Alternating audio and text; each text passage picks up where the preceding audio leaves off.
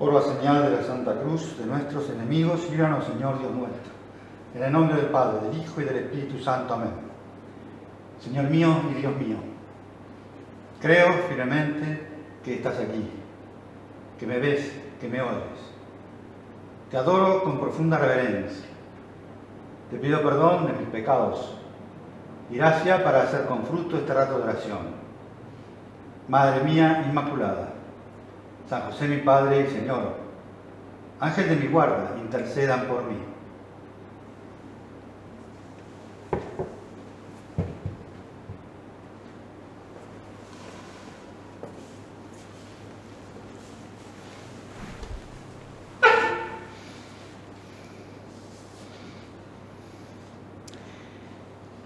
Los apóstoles y en general los discípulos que iban siguiendo a Jesús no eran personas cultas. Y por eso no nos extraña que no pudieran captar a fondo, de entrada, el sentido de las enseñanzas del Señor y que Él tuviera que explicárselas detenidamente muchas veces. Por eso Jesús recurría muchas veces también al género literario de las parábolas, las imágenes gráficas, para que entendieran y se les quedaran más grabadas las ideas. Y lo mismo hace ahora con nosotros. Dios ha querido que el Espíritu Santo moviera a que algunos de los que habían oído de primera mano las palabras de Jesús nos las enseñaran fielmente, dando origen a las Sagradas Escrituras y a la tradición viva de la Iglesia. Y ha querido también que existiera el magisterio de la Iglesia para asegurarse, con su iluminación, de la correcta y completa transmisión de esa enseñanza escrita, del Evangelio, la buena noticia. Y ha previsto que la Iglesia tuviera unos cauces para transmitir la enseñanza y unos medios concretos, espacios de tiempo y lugar, catequesis, homilías, documentos magisteriales, etc. Sabía Dios que, como a aquellos primeros, nos iba a costar entender bien la doctrina cristiana y necesitaríamos esforzarnos, dedicar tiempo y pedir ayuda, especialmente para poder aplicar a nuestras circunstancias concretas ese conjunto de verdades imprescindibles para recorrer nuestro camino hacia la felicidad. Jesús ciertamente no escribió nada, y esa fue una de las principales tareas que delegó al Espíritu Santo, quien se valdría de instrumentos humanos para hacerlo. Y nosotros estamos aquí para intentar aprovechar todo ese valioso tesoro. Pero hoy, en este breve rato de oración, solo quiero mostrar algún aspecto de cómo recibir la gracia divina o santificante bajo este formato concreto de palabra, con mayúscula. Palabra inspirada por Dios. El otro formato posible de la transmisión de la gracia o vida divina, y que es del cual más habitualmente se habla, es el de la gracia sacramental. Pero ahora nos vamos a referir al primero, y nos vamos a servir de unos párrafos del Evangelio donde el mismo Jesús quiere hacerles ver a sus discípulos qué sucede con sus enseñanzas cuando llegan a nuestra alma y cuál debería ser nuestra disposición para aprovechar esa siembra de verdades. Nos cuenta San Mateo, en el capítulo 13 de su Evangelio, que un día Jesús salió de casa y fue a sentarse a orillas del lago para predicar. Pero la gente vino a él en tal cantidad que tuvo que subirse a una barca y se sentó en ella, mientras toda la gente se quedó en la orilla. Jesús les habló de muchas cosas, usando comparaciones o parábolas. No era habitual, aclaro, que los maestros hablaran en público fuera de las sinagogas. Sin embargo, como Jesús quería abarcar con su enseñanza a todos, judíos y paganos, usaba frecuentemente la ladera de un monte, las plazas o la orilla del mar, etc., porque sabía que en el templo solo estarían para escucharlo los judíos practicantes. En esta ocasión, que recogen los tres primeros evangelistas, Mateo, Marcos y Lucas, Jesús narra esta parábola. El sembrador salió a sembrar, y al hacerlo, unos granos cayeron a lo largo del camino. Vinieron las aves y se los comieron. Otros cayeron en terreno pedregoso, con muy poca tierra, y brotaron enseguida, pues no había profundidad, pero apenas salió el sol, los quemó y por falta de raíces se secaron. Otros cayeron en medio de cardos o espinas. Estos crecieron y las ahogaron. Otros granos finalmente cayeron en buena tierra y produjeron cosecha, unos el 100%, otros el 60%, otros el 30%. El que tenga oídos para escuchar, que escuche. El sembrador divino continúa saliendo a sembrar la palabra de salvación y las vicisitudes de la semilla, de un modo análogo al de aquella época, se repiten hoy. Lo veremos enseguida. Aquí Jesús muestra un buen conocimiento de las tareas agrícolas. Y en general, los ejemplos que pone se refieren a situaciones o actividades que resultaban familiares a la gran mayoría de los oyentes. De este modo, siempre capta la atención, al menos de aquellos que escuchan con buena disposición, con fe en el que enseña y en lo que enseña. Estos se sienten interpelados, porque Jesús les habla de algo cercano y les habla al corazón. Sus enseñanzas son verdaderas predicaciones fácilmente convertibles en oración, como queremos hacer ahora nosotros. Y con respecto a nuestra oración, no solo deberíamos hacerla porque tenemos un problema o necesidad, sino siempre porque queremos escuchar a Dios, saber qué piensa o qué espera de nosotros en cada situación. Como hace 20 siglos, Jesús nos mira atento, se pone a nuestro alcance. A veces es un alcance visual, cuando estamos delante de un sagrario, como ahora. Y espera que le contemos nuestras cosas con sencillez. Le interesa todo lo nuestro, porque nos quiere así, tal como somos. Nuestras disposiciones al hacer oración deberían ser como las de aquellos que lo escuchaban a Jesús hablando desde la barca. No veían allí a un teórico elocuente, sino a una persona normal, cercana. A la vez de reflejar una gran sabiduría, era alguien con quien sería fácil hacerse amigo. Con el tiempo irían descubriendo que esa persona tan normal era nada menos que el Mesías esperado, el Hijo de Dios por naturaleza, el que había venido a dar su vida en rescate por la nuestra, y que como premio a su obediencia, el Padre lo había resucitado y está vivo. Así lo conocemos ya nosotros. Así nos dirigimos a Él. Le hablamos, le pedimos, le agradecemos, le escuchamos.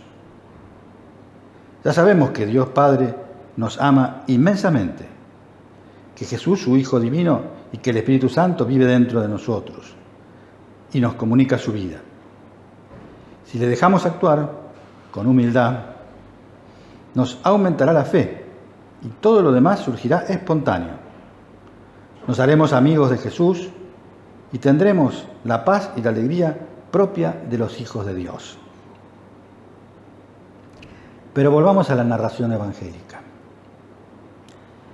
Los discípulos se acercaron y le preguntaron a Jesús: ¿por qué les hablas en parábolas?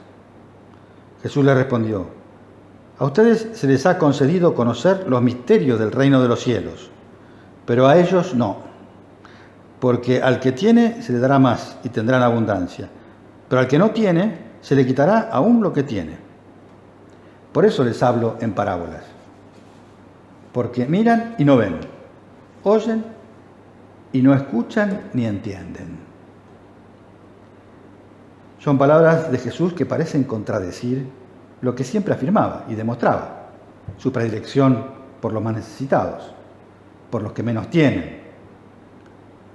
Al que tiene se le dará más, decía, y al que tiene poco se le quitará ese poco. Sin embargo, situándonos en el contexto en que son pronunciadas, las palabras esas se entienden bien. Al que tiene deseos de aprender, de conocer más, se le dará, se le posibilitará que reciba más y entienda mejor.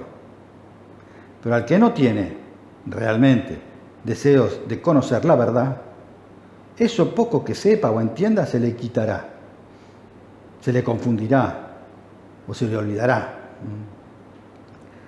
Porque aquel que no tiene buen espíritu, aquel que no es humilde, aunque mire, no verá, y aunque oiga, no escuchará ni entenderá.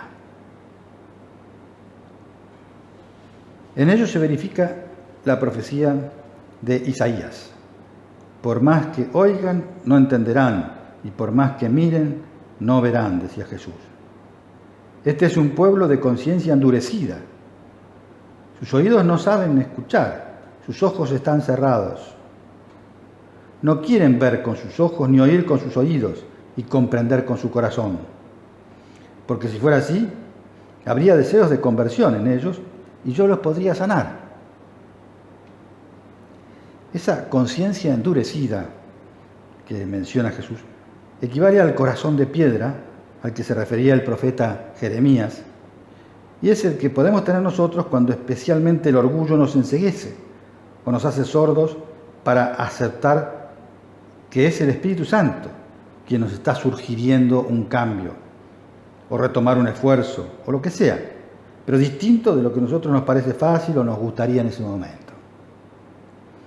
Por eso Jesús nos dice a cada uno, dando por supuesta nuestra buena disposición: dichosos los ojos que ven, como son los de ustedes. Dichosos los oídos que oyen. Yo les digo, muchos profetas y muchas personas santas ansiaron ver lo que ustedes están viendo y no lo vieron. Desearon oír lo que ustedes están oyendo y no lo oyeron. A continuación, el Señor, movido por su gran corazón y el amor de amistad que lo une a sus discípulos, comienza a explicarles cómo deben entender la parábola que acaba de narrarles. Y a nosotros, al escuchar esta descripción, nos invita a hacer un examen de nuestra conciencia, porque de algún modo esas diferentes maneras de ser de la tierra y de recibir la semilla de la palabra se presenta también en nuestra alma. Algunas de modo estable y otras solo en algunas ocasiones o momentos de nuestra vida o de nuestro día, pero todas están presentes de algún modo. Vamos a analizarlas y a pensar en cómo aplicarnos esas realidades. Así comienza Jesús la explicación. Escuchen ahora la parábola del sembrador. Jesús, en todos los casos que ahora planteará, se refiere a personas que oyen la palabra, gente que está dispuesta a oír por buena educación o cortesía, por el ambiente en que se mueve o porque tiene algo de formación. No se dirige en esta ocasión a ateos o agnósticos que rechazan por principio la posibilidad de escuchar a Dios. Y dice, cuando uno oye la palabra del reino y no la interioriza, viene el maligno y la arrebata. Lo que fue sembrado en su corazón desaparece. Ahí tienen lo que cayó a lo largo del camino. El primer ejemplo que pone es el de los que no interiorizan la palabra del reino. Y el modo habitual de interiorizar esa palabra, de asumirla como algo dirigido a mí, es tener previsto en nuestro camino diario unos momentos de calma para serenarnos y meditar o reflexionar guardando silencio por fuera e incluso recogiendo los sentidos, repasando los motivos, los para qué hacemos tantas cosas. Si vamos a un ritmo vertiginoso, pasando de una cosa a la otra sin descansos, sin mirar al costado, a los que están a nuestro lado y pensar qué esperan ellos de mí, por ejemplo, si necesitan más mi aporte económico o mi mayor presencia física efectiva, si más que consejos quieren que los escuche, si más que un rostro adusto y serio propio del que va siempre apurado y preocupado, por el contrario esperan una sonrisa o un gesto que hacen amable la vida a mi alrededor, si me ocupo realmente de sus cosas. El maligno arrebata fácilmente las buenas intenciones cuando están prendidas con alfileres, cuando no arraigan en una creciente vida interior, porque entonces no madura nuestro amor a Dios y no arraiga el amor a los demás. Sigue diciendo el Señor, la semilla que cayó en terreno pedregoso es aquel que oye la palabra y enseguida la recibe con alegría. Pero en él, sin embargo, no hay raíces y no dura más que una temporada. Apenas sobreviene alguna contrariedad o persecución por causa de la palabra, inmediatamente se viene abajo.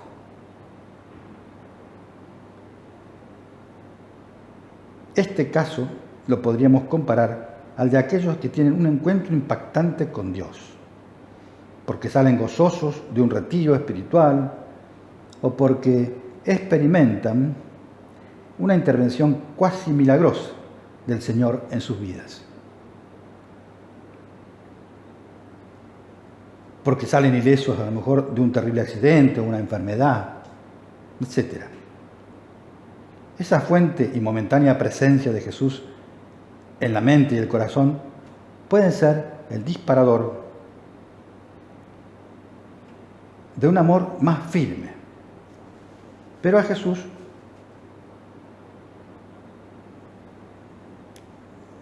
su persona y su doctrina hay que desear conocerlo a fondo para sobrevivir a las pruebas que siempre tendremos y para lograr una unidad de vida. Una coherencia que haga posible la perseverancia en la vida de fe. El entusiasmo, la alegría del descubrimiento de la verdad, si no se hacen camino de fidelidad, no llegan a la vida feliz. Si el enamoramiento no conduce al encendimiento del amor, en las buenas y en las malas, termina enfriándose. Y ciertamente no se puede ser amigo de Jesús sin amigarse también con su cruz y con la de cada uno. Seguimos escuchando la palabra y la parábola. La semilla que cayó entre cardos y espinas es aquel que oye la palabra, pero luego las preocupaciones de esta vida y los encantos de las riquezas ahogan esa palabra y al final no produce fruto. Se oponen a la fructificación de la palabra entonces los dos extremos: angustiarse por los problemas de esta vida y obsesionarse por tener los medios para resolverlos todos con mis propios medios. En ambos casos falta la referencia explícita a Dios, a dar primacía a la acción de la gracia en nuestra vida, porque siempre habrá cizaña. En otra parábola de Jesús, que ya veremos con más detenimiento, cuando los trabajadores proponen al dueño del campo en el que apareció la cizaña ir a quitarla, el dueño dice que no, que es mejor esperar al momento de la cosecha. Así nos da a entender el Señor que las espinas estarán siempre en el campo y que la buena planta tendrá que crecer junto a ella, sin dejarse ahogar. La solución, entonces, está, por un lado, en el esfuerzo, en la lucha ascética, porque dificultades siempre habrá, pero también en no perder la visión sobrenatural, para que no nos atraigan, no nos atrapen ni los problemas ni los encantos de esta vida. Cuando Jesús decía en la primera de las bienaventuranzas, felices los que tienen alma de pobres o pobreza de espíritu, no estaba diciendo que la pobreza o el ser carenciado en general es una virtud. Se refería a que para empezar a ser feliz, lo primero es no estar aferrado a los bienes materiales, no dejarse encantar por el atractivo de las riquezas, con todos los problemas que ese encantamiento lleva consigo. Pero si contamos con la ayuda de la gracia, de los sacramentos, la confesión y la Eucaristía especialmente, si perseveramos en la fe mediante la oración constante y confiada, tomados de la mano de nuestra Madre, la Virgen María, en cualquier circunstancia que nos toque vivir, podremos avanzar o crecer con serenidad, con paz, con alegría. Y Jesús termina la parábola diciendo: la semilla que cayó en buena tierra es aquel que oye la palabra y la comprende. Este ciertamente dará fruto y producirá unos 100, otros 60 y otros 30 veces más. El que comprende la palabra con mayúscula es el que la hace propia, se la aplica y la pone en práctica. No todos alcanzarán los mismos resultados. Como en la parábola de los talentos, a cada uno Dios le pedirá cuenta según lo que ha recibido. Lo que no se puede es enterrar el talento. Considerar que es algo muy bueno, muy valioso, pero que hay que cuidarlo y protegerlo del maligno o de los males del mundo y enterrarlo. No. Vamos a acudir a nuestra Madre del Cielo con confianza. Ella tuvo momentos difíciles, como los relacionados con el nacimiento, la crianza de Jesús, momentos de angustia como cuando con su esposo José perdieron por 3 días al niño, de dolor, como cuando vio morir a su hijo en la cruz. Pero todo lo meditaba en su corazón, nos dice la Escritura. Y así eran como semillas echadas en tierra fértil, que producían abundantes frutos. Vamos a pedirle que nos enseñe y ayude a meditar en nuestro corazón como hacía ella, las enseñanzas que en todo momento nos da el Sembrador Divino. Y así, como tierra buena, podamos dar muchos frutos de santidad y apostolado.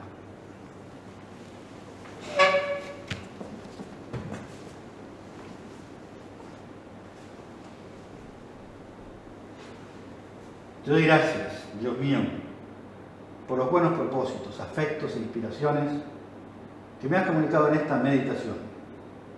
Te pido ayuda para ponerlos por obra. Madre mía Inmaculada, San José mi Padre y Señor, Ángel de mi guarda, intercedan por mí.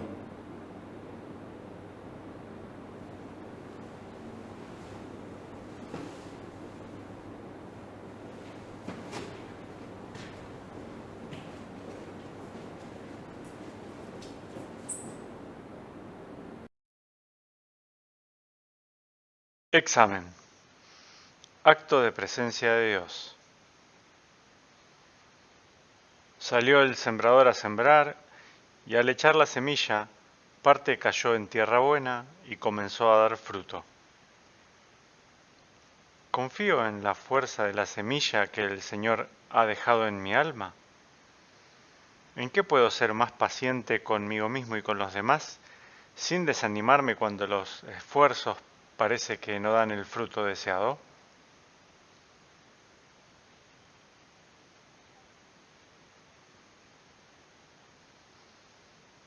Deseo ser esa tierra buena que se deja transformar por la palabra de Dios. Por todos los caminos honestos de la tierra quiere el Señor a sus hijos, echando la semilla de la comprensión, del perdón, de la convivencia, de la caridad, de la paz. ¿Tú qué haces?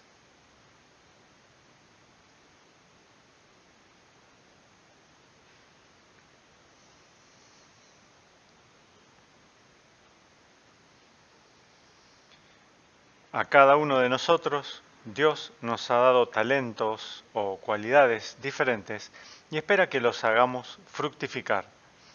¿Cómo agradezco al Señor lo que me ha regalado? ¿Y cómo busco maneras creativas de poner mis cualidades a su servicio para acercar almas a Dios?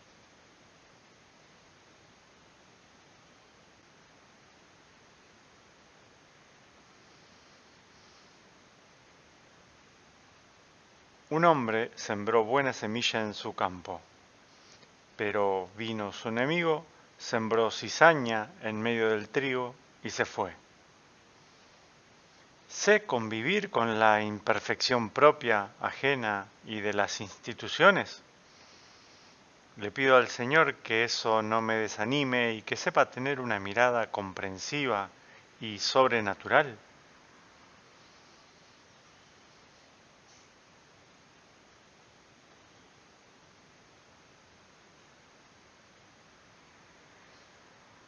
Ante las dificultades, procuro recordar con San Pablo que todas las cosas cooperan para el bien de los que aman a Dios. ¿En qué aspectos podría crecer mi seguridad en que Dios saca bienes, incluso de las circunstancias más difíciles o negativas?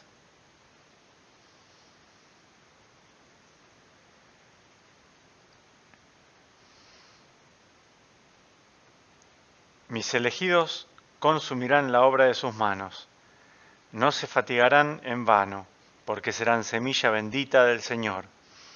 Antes de que me llamen, yo les responderé, aún estarán hablando y ya los habré escuchado.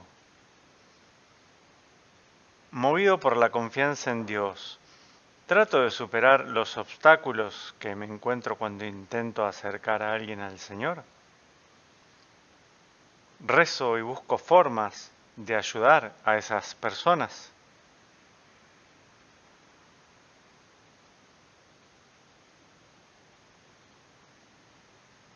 Acto de contrición.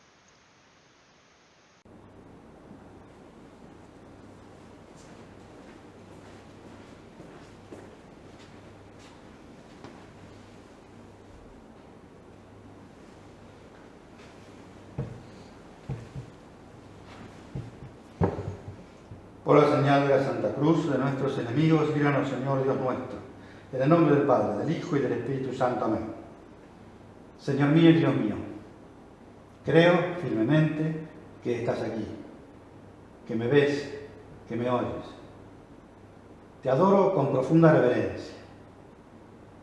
Te pido perdón de mis pecados y gracia para hacer con fruto este rato de oración. Madre mía Inmaculada, San José, mi Padre y Señor, Ángel de mi guarda, intercedan por mí.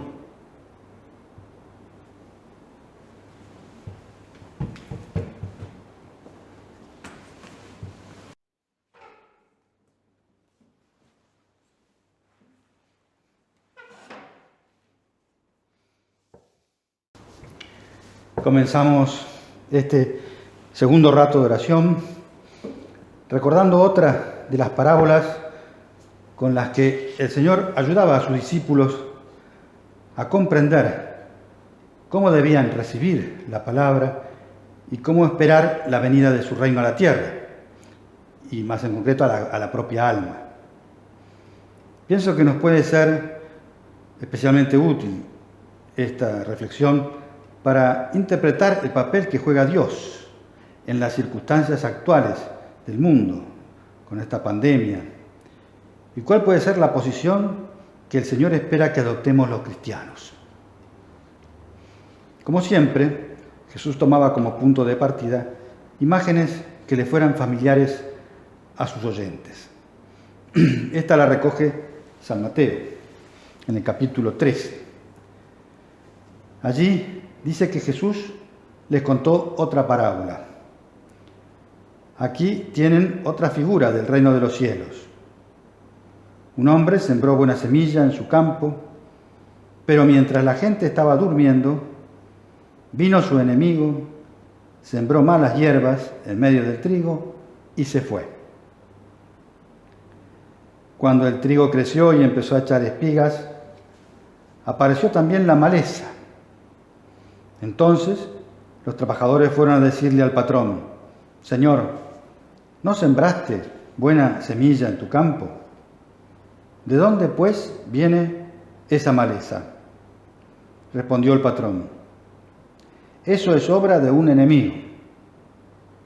Los obreros entonces le preguntaron: ¿quieres que arranquemos la maleza?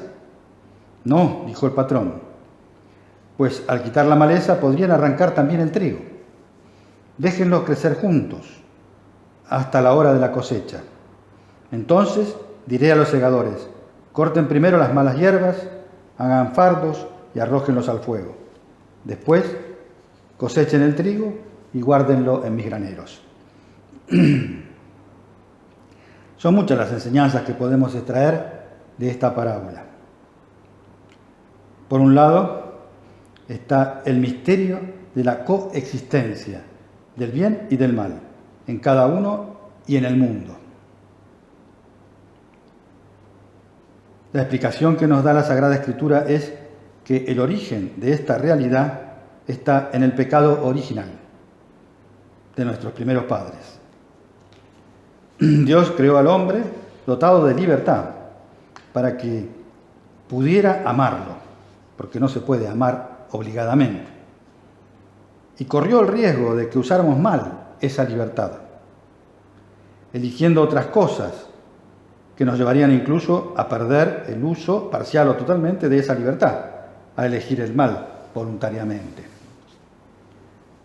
A causa de nuestra soberbia, nos dejamos infestar por el virus de la desconfianza en la palabra divina, que nos hablaba de un amor incondicional, de Él y de nuestra parte. Y el único medio que se reservó Dios para convencernos de la conveniencia de elegir el bien fue el de amarnos, Él primero, y de un modo inmenso, desbordante. Tanto nos amaba que en el mismo instante de nuestra rebelión ya nos prometió un Redentor, un Salvador, que compondría nuestra situación en lo más esencial para nosotros. No nos privaría de todos los males, pero sí de los más terribles, la pérdida de su amistad y de la consecuencia fundamental de nuestra condición de hijos suyos, que es la vida eterna en su compañía. El mal, entonces, aparece cuando los seres humanos nos rebelamos, cuando usamos mal nuestra libertad y elegimos apartarnos, quizá solo un poco o un rato, de los planes divinos. En la parábola, esto queda reflejado sutilmente cuando Jesús dice que la maleza apareció en el campo bien sembrado, a causa del sueño de los trabajadores. Podríamos extender esta situación a toda actitud de descuido de la propia obligación, a la tibieza del alma, que no se esfuerza por hacer todo lo que puede y debe. El enemigo, el maligno, no descansa, no se toma vacaciones. Y a nosotros no nos extraña que actúe así, ya que, a otra escala, es lo mismo que pasa entre nosotros. San Agustín, en su libro Las Confesiones, dice: los que aman otra cosa distinta de la verdad, quisieran que eso que aman fuera la verdad. Sin embargo, como no quieren engañarse, pero a la vez tampoco quieren reconocer que están equivocados, odian la verdad a causa de aquello que aman en lugar de la verdad. Y el mismo razonamiento podemos hacer respecto a los que obran el mal. Estos no solo atacan al que actúa bien, que les provoca dolores de conciencia con su ejemplo, sino que intentan cambiar las reglas del juego y decir que está bien lo que ellos hacen mal. Porque a nadie le gusta que lo consideren una mala persona. Sin embargo, sabemos que Dios estableció unas reglas para el correcto funcionamiento del mundo, de la naturaleza animada e inanimada. O sea, todo lo que salió de sus manos creadoras estaba bien, aunque los hombres lo echamos a perder. Y las reglas o normas que puso Dios, lo que llamamos ley natural o leyes de la naturaleza, no fueron fruto de un capricho suyo, sino de su infinita sabiduría. Esta es la explicación revelada de la existencia del mal, en el mundo y en nuestras propias vidas. Gracias a la redención obrada por Cristo, sabemos que el único mal es el pecado. Todos los demás males, para los que aman a Dios, se convierten en bienes. En Cristo, por su cruz salvadora, todo encuentra sentido. Todo es para bien. Solo que, por lo que nos enseña la parábola, ese bien lo veremos en el momento de la cosecha, plenamente. Mientras tanto, ahora habrá que convivir con la maleza. Así funciona el reino de Dios en la tierra. Aceptando este misterio, porque aunque sepamos las causas, no deja de ser un misterio que Dios permita la existencia del mal, quiero detenerme en una virtud que de algún modo abarca todas las actitudes que deberíamos adoptar los cristianos, e incluso los no creyentes, para enfrentar esta situación de tener que convivir con el mal, ahora y a lo largo de toda nuestra vida. La virtud a la que me refiero es la virtud de la paciencia. Por supuesto, los que tenemos fe contamos con armas de las que los otros carecen para librar esta batalla. Pero nuestra esperanza es que ellos, al ver cómo nosotros luchamos, se dispongan a pedir y recibir este don de la fe que nos permite vencer siempre el mal. Aclaro que aquí nos referiremos generalmente al mal moral. Lo que sucede es que este tipo de mal moral suele venir acompañado del mal físico. La enfermedad, un problema laboral o familiar, por ejemplo, suelen acarrear quejas o desgaste en las relaciones humanas que hacen muy difícil la convivencia, generan rencores, etc. Así, el mal moral es ocasionado por el físico. Y para combatir el mal moral, a veces hay que empezar por valorar adecuadamente ese mal material. La paciencia es la que lleva a soportar con igualdad de ánimo, por amor a Dios, sin quejas ni lamentos, los sufrimientos físicos y morales de la vida. No es una mera tolerancia de las dificultades o una resistencia fatalista a la adversidad. Por esto, la paciencia no es un signo de debilidad, sino de la fortaleza de espíritu que nos hace capaces de llevar el peso, de soportar el peso de los problemas, de las personas y de los demás. Nos hace capaces de amar a los demás con sus defectos, con sus diferencias. Nos hace perseverar en el bien, incluso cuando todo parece inútil. Nos mantiene en el esfuerzo, aun cuando el tedio o la pereza tratan de dominarnos. Podemos indicar ahora dos ámbitos en los que es necesario ejercitar especialmente esta virtud de la paciencia. El primero es nuestra vida personal. En cualquier camino por el que Dios nos ha llevado, siempre hemos tenido cosas buenas, éxitos y consolaciones, y a la vez decepciones y frustraciones. A veces, al entusiasmo de nuestro trabajo no ha correspondido el resultado que esperábamos. Nos parece que nuestra siembra no ha producido ningún fruto, o por lo menos el adecuado a nuestro esfuerzo, o que no somos valorados como creíamos merecer. Y en nuestra vida espiritual la fe ha sufrido vaivenes. Las expectativas defraudadas pueden amenazar la esperanza. A algunos les da la impresión a veces de que Dios se ha cansado de perdonarnos, porque ellos no terminan de arrepentirse y ya vuelven a caer en lo mismo. Ahora es el momento de reaccionar, de ser pacientes con nosotros mismos, porque no cambiaremos de un día para el otro, pero luchando y contando con la gracia de Dios, esperando con confianza los tiempos y los modos de obrar que tiene el Señor, los iremos entendiendo. Él es fiel y no se cansa de amarnos. Y las crisis son una ocasión que nos brinda la vida, o mejor, el Señor, Dios. Una ocasión de replantearnos nuestro modo de caminar, de encender nuestros ideales sin perder la paz, sin ceder a la tristeza interior, sin ceder al desencanto o a la tibieza espiritual. La persona que deja actuar al Espíritu Santo no pierde nunca la paciencia, no se inquieta ante la adversidad, porque ve en todo la mano amorosa de su Padre Dios, que se sirve de los sufrimientos y dolores para purificar a sus elegidos y para hacerlos santos. Por eso, el que es dócil al Espíritu Santo está siempre sereno y alegre. Comentando esta parábola,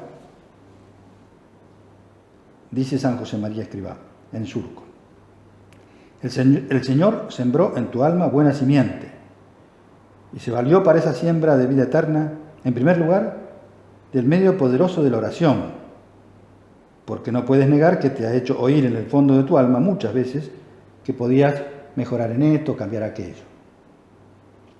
Se ha valido también para esa siembra de vida sobrenatural de los consejos de un acompañante espiritual, de un amigo, una amiga, noble, sincero, que te hicieron ver aspectos de tu vida en los que no eras coherente. Y ahora, con ingenua sorpresa, has descubierto que el enemigo ha sembrado cizaña en tu alma. Y la continúa sembrando mientras duermes cómodamente y aflojas en tu vida interior. Esta y no otra es la razón de que encuentres en tu alma plantas pegajosas, mundanas, que en ocasiones parece que van a ahogar el grano de trigo bueno que recibiste. Arráncalas de una vez, nos sugiere San José María, porque siempre son tiempos buenos los que se emplean en tomar decisiones buenas. Y cuando ves tan clara la maleza, es que ha llegado el momento de arrancarla. Y sigue San José María: no temas que dejen un hueco, una herida. El Señor pondrá allí nueva semilla suya. Amor de Dios, caridad fraterna, ansias de apostolado.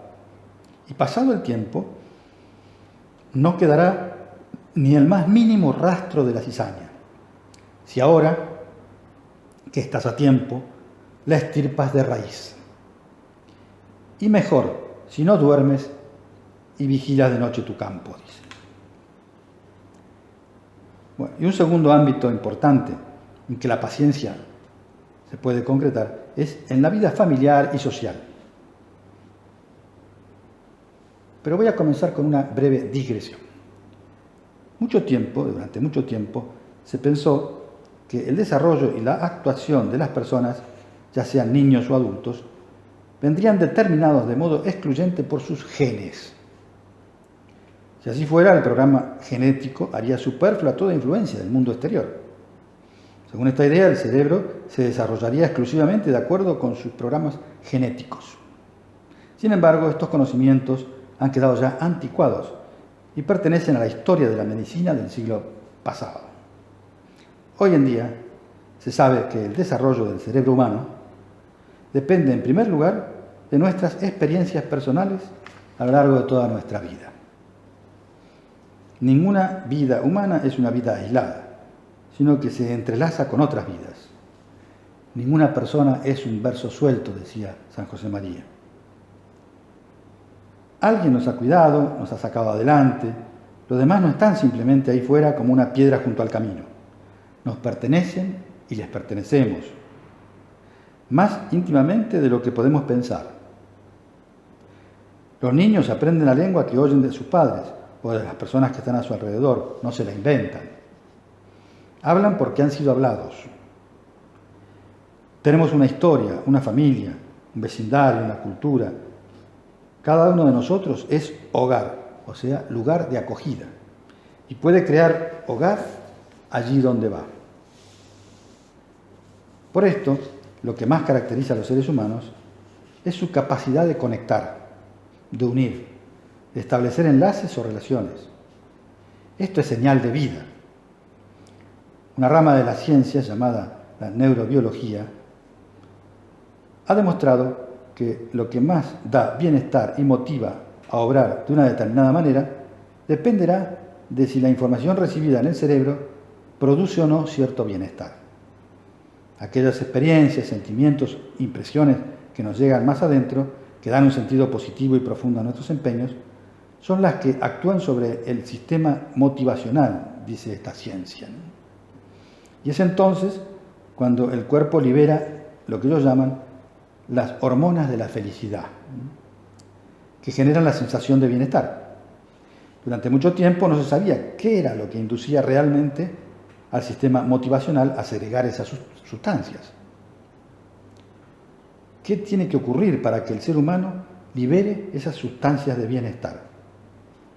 La contestación clara y precisa, dice un investigador especialista, dejó estupefacto al ámbito científico. Aunque para los que creemos en Dios, que es amor, esto no es ninguna novedad. Los científicos descubrieron que lo que induce al sistema motivacional a actuar liberando las hormonas de la felicidad es la buena convivencia social y el mejor logro de las relaciones humanas. Es precisamente la cooperación armónica entre los seres humanos lo que nos hace ser felices. Y esta no se refiere únicamente a las relaciones interpersonales, sino a todas las formas de cooperación social. Lo que sobre todo nos motiva es la satisfacción que nos proporcionan nuestras relaciones sociales, cuando suponen estima, valoración, reconocimiento, gratificación, simpatía. Por eso, una nota esencial de la madurez personal es la capacidad de diálogo, una actitud de apertura hacia los demás, que se manifiesta en la cordialidad del trato, en la comprensión, en un sincero deseo de convivir y aprender de cada persona. No es algo genético, espontáneo, sino que depende especialmente de cómo hemos sido criados y motivados desde que nacimos. Por eso, por ejemplo, para los padres, significa que atender a sus hijos con un diálogo paciente, educativo, que según pasan los años suele ser más exigente, es fundamental. Curiosamente, estos neurobiólogos nunca utilizan la palabra amor o la caridad. Pienso que es porque las consideran expresiones más filosóficas o teológicas que científicas, aunque las que usan tienen los mismos contenidos. Nos alegra comprobar que la ciencia vuelve a reconocer que la Biblia tenía razón. De aquí el rol fundamental que cumple la familia, los grupos sociales más cercanos, que esto es a los que queríamos llegar. Una familia desestructurada, como vemos cada día más, genera entornos hostiles y carencias de amor en los hijos, que le va llevando a perder la confianza original en los padres, por sentirse de algún modo rechazados o que molestan. Por contrapartida, aumenta en ellos desproporcionadamente su autoestima o su confianza exagerada en el propio yo, que los separa del resto, incluso los hace agresivos. Todos necesitamos apoyarnos en los demás. Donde hay confianza, hay serenidad, y es más fácil cooperar, construir, emprender. La confianza en los demás nos enriquece y aumenta nuestro bienestar. La confianza en Dios, contar con ese Dios Padre Todopoderoso, nos llena de la verdadera esperanza, que es la de alcanzar las metas que nos pone el mismo Dios, y para las cuales nos da los talentos convenientes. Abandonarse entonces supone efectivamente lo contrario a quedarse consigo mismo. Es desprenderse del adorado yo. Y cuando ese alguien es en el que uno se abandona, el mismo Dios Padre, en quien no cabe el olvido, entonces esa confianza, ese abandono y esa seguridad son completas. Cuando esa confianza ha sido repetidamente traicionada por personas de las que no cabía esperarlo, se hace más difícil contar con ayudas externas de todo tipo, incluso de Dios. De aquí la importancia de la paciencia, que, como decía Santa Teresa, todo lo alcanza. Es tan imprescindible contar con los demás que siempre vale la pena hacer ejercicios de confianza entre los esposos, con los hijos o con los padres, aunque muchas veces haya sido o se haya visto defraudada. Esta es la virtud de la paciencia. En esto consiste muchas veces ese poner la otra mejilla de la que nos habla Jesús. Este es el grado de amor que nos propone Dios y al que ahora la ciencia también le otorga validez. Gran descubrimiento. Es un amor que significa dar sin esperar una justa compensación. Esperar que pase la tempestad antes de lanzar nuestra opinión. Perdonar, aunque no parezca aún que están arrepentidos. Perdonarlos igual. Servir con generosidad, adelantándome al pedido incluso, excediéndome. Ser compasivos, aunque momentáneamente no percibamos respuesta. Estar presentes, aunque parezca que nos ignoran. Guardar distancia, si es que están todos crispados. Repetir suavemente los argumentos, porque no es que no entendieron, sino que yo no me supe expresar. Callar, si corremos el peligro de estallar, o gritar, o poner malas caras.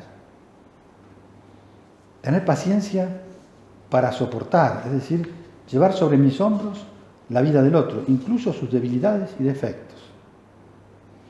Amar es sonreír, aunque me tomen por tonto. Es sembrar paz, aunque el ambiente que me rodea parezca un campo minado. La esperanza serena puede llamarse también paciencia, porque los tiempos y el ritmo de Dios son diferentes a los nuestros. ¿Cómo entendería esto nuestra Madre María Santísima?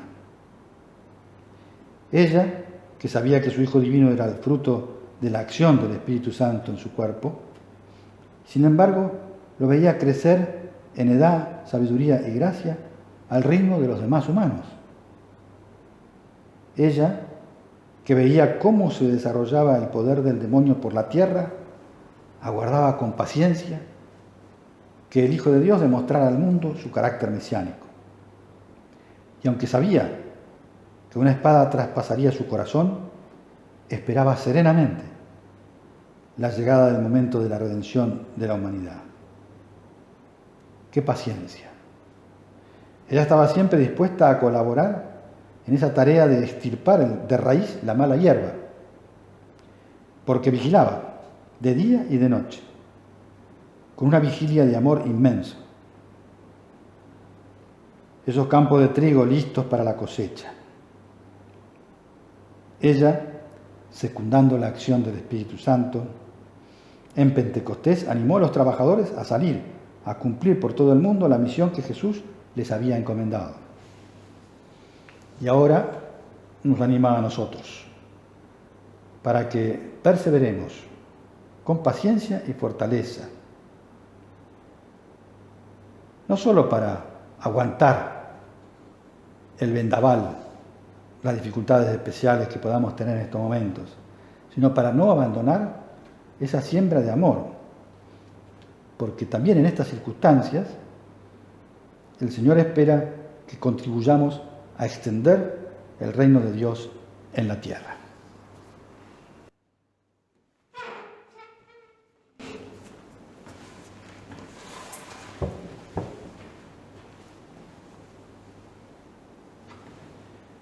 Te doy gracias, Dios mío, por los buenos propósitos, afectos, inspiraciones que me has comunicado en esta meditación.